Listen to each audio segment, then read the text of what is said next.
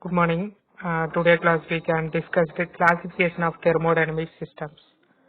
Already we can discuss what is thermodynamics, what is the concept of continuum, and what is system, what is surroundings, and what is boundary, and what is universe. These are all we can define and discussed lot of things previous class. So today we can discuss the thermodynamics system classification. Okay. So the system has classified three categories. One is open system and closed system and isolated system. These are the categories are classified for thermodynamic systems. First we can discuss the open system. Open system is one in which matter, mass of working substance as well as energy, heat and work cross the boundary of the systems is called open systems.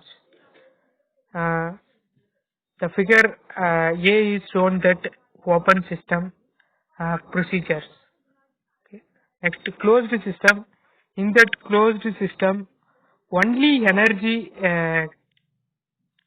can be crossed for the boundary of the system without adding or losing of any masses. That is called closed system. Figure B shown that closed system process. Okay. Next, third one, isolated system. In this isolated system, neither mass of the working substance or heat crosses the boundary of the system is absent. That is called isolated systems. Figure C shown that isolated system process. Next, we can discuss energy and its formation of energies. Okay. First, we can define energy. What is energy? Energy is defined as the capacity to do work, or energy can also be defined as the capacity to exert a force in given direction through a distance is called energy, and the unit is uh, joule. And next thing, forms of energy. The energy has formed two method. One is work and another one heat. First, we can discuss the work. Work is one of the basic mode of energy transfer. In this mechanics, the action of a force on a moving body is defined as work. The work is done by a force as it acts upon a body moving in the direction of force. In the thermodynamic system, work transfer is considered as occurring between the system and the surroundings. Work is said to be done by a system if the effect on the things external to the system can be reduced to the raising of a weight of the work. Okay. Work is done by two systems.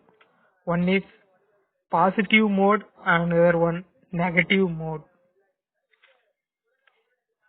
Next, we can discuss power. Power is defined as the rate of energy transfer is known as power, or rate of work transfer is known as power. The power unit is watt or joule per second. Next form of energy is heat.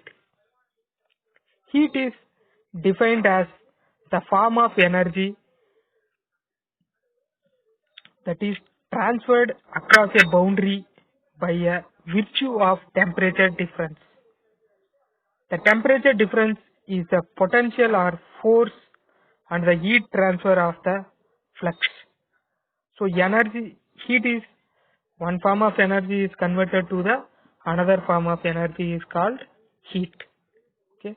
In that heat formation procedure, we can take two mode. One is positive mode, another one negative mode. When the system is intake the flow, heat is called positive heat transfer mode. When the system is outlet of the heat is called heat transfer for the negative mode. Okay. The symbol of heat transfer is Q, and SI system is joule or kilowatt. Okay. Next, we can uh, differentiate the types. We can give the types of heat. One is specific heat. Specific heat defined as the amount of heat required to raise the temperature of a unit mass. 1 kilogram of mass, the substance unit degree converted to the temperature is called specific heat. The quantity of heat absorbed or rejected by the system during heating or cooling is measured by the formula as given below. So Q is equal to M into C into T2 minus T1, where Q is heat gain or loss by the system in the unit is kilojoule, and M mass of the substance in kilograms unit. Okay. Next, C is the specific heat. Unit is kilojoule per kilogram Kelvin, and T1 minus T2 minus T1 is called temperature rise or drop in the unit of degree or degree Celsius or Kelvin. Okay. Next, the specific heat basically classified in two types. One is specific constant pressure, another one specific heat at constant volume.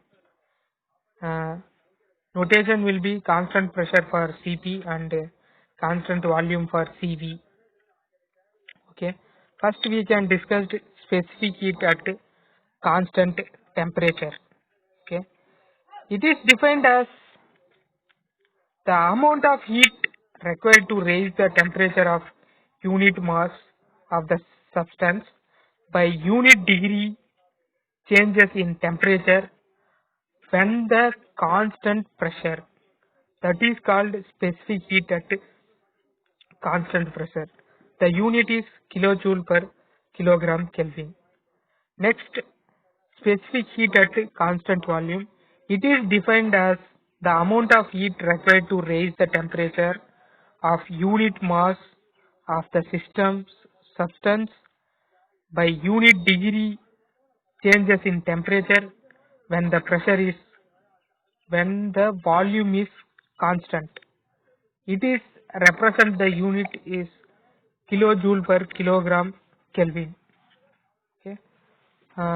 So today we can conclude this topic. Tomorrow we can continue the remaining topics. Thank you.